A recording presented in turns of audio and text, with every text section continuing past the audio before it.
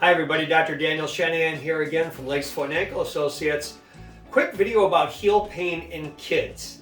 I did a pediatric podiatry video not too long ago talking about many of the problems that kids can face with their feet, but one in particular, heel pain, otherwise known as apophysitis, is a real common problem we see in kids.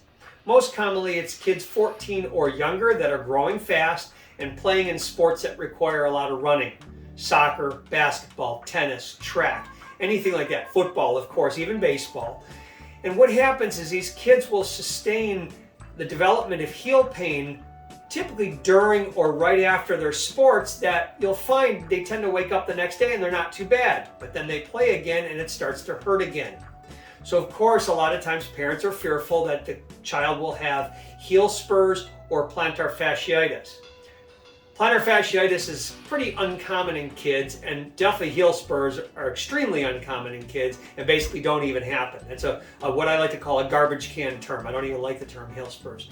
But apophysitis is literally swelling of the apophysis. The apophysis is the growth plate in a child's heel bone. And we can see that on x-ray. We always take x-rays on a kid that comes in to check for anything else. But we will see that the apophysis is wide open, growing like it should.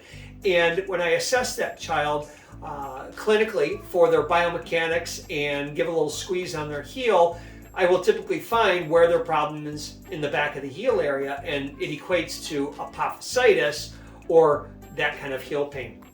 Another term for it is Seaver's disease, but again, I don't like to use the term Seaver's disease because who wants to use the term disease with their child? I'm not a big fan of that. So let's call it what it is. It's inflammation of the growth plate, known as apophysitis.